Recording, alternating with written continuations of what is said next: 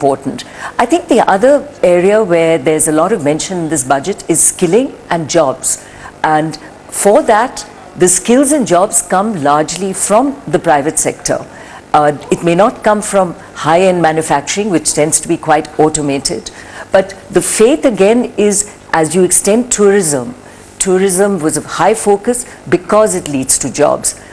Even in the green growth agenda, which was very far-ranging, and I think it really puts India on the map of serious green growth and agendas going forward, not just lip service. There was mention of green jobs.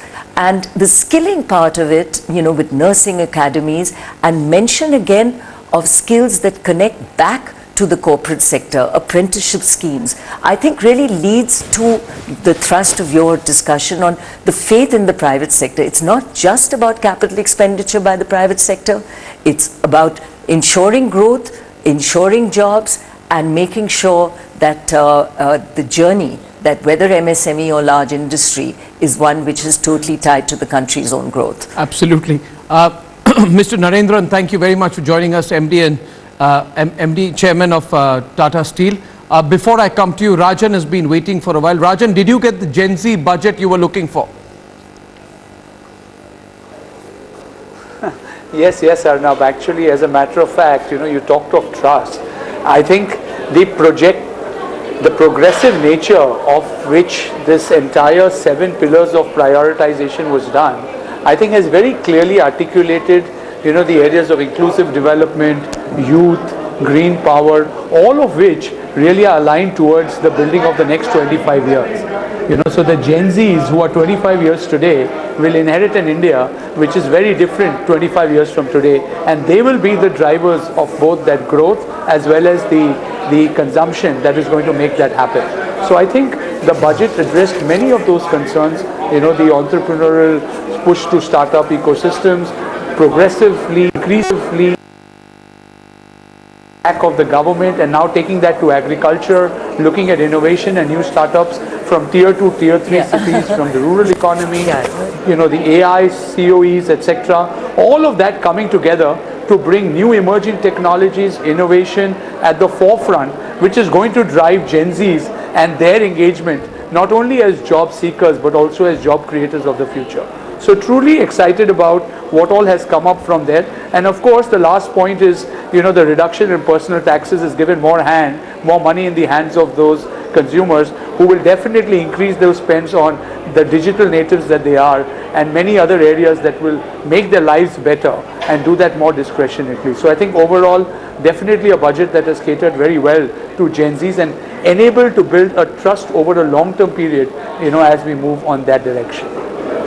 Excellent. And Mr. Narendran, big boost on all sides to infrastructure, to make in India. I'm sure already you must have been asked this question a zillion times on the capex push. But can you give me a sense of whether this creates a virtual cycle of investments and employment, or is likely to? Yeah, Arnab, it certainly does, because infrastructure has a big multiplier effect. It helps us in two ways. One is when you spend on infrastructure, it triggers demand for multiple industries, whether it's steel, cement, commercial vehicles, and also it creates employment. The second thing is, one of the challenges in India is the cost of doing business outside of the factory gates, and logistics is a big part of the cost. So when you spend on infrastructure, you're really also helping industry become more cost efficient, because the cost of transportation is going down.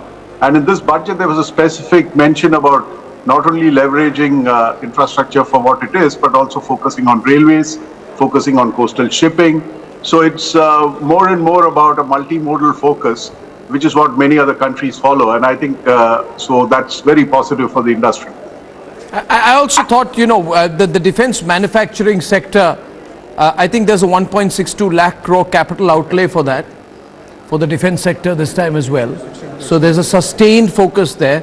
Overall, you think this is going to generate employment? And how soon will we see this happening? I think there are many aspects of the budget which focuses on employment directly or indirectly. One is the focus on tourism, for instance, is a big employment generator. Secondly, the focus on MSMEs, which I heard Naina just mention. Yeah. I think that's important. The third is focus on the services sector, the middle class, the salaried class. so on and so forth. So I think there are many actions in the budget, even for instance, the nursing schools that they talk about, the increased outlay on health, which is I think about 3%. So I think there are many aspects of the budget which will certainly help create employment. I think the PLI scheme certainly has been helpful for electronics manufacturing. Again, the reduction of import duties on many components for electronics manufacturing is helpful. And as CII, we've also been asking for more and more focus on employment-intensive industries in addition to capital-intensive industries. Well, I think fairly all-encompassing this budget. Rajan, Mr. Narendran and Baba Kalyani, what is difference about the budget? I know you won't comment on it. I haven't had a single word of real criticism from the opposition so far. They have their standard templates. This time, not one word. Not one word. So they'll be fishing something.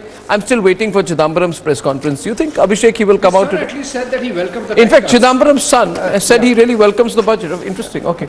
Not that what Karthi Chidambaram says matters at all. But thank you very much to the industry doyens out there. And I hope to see some of you back in the evening. I'll take a break for now. Thank you. Thank you.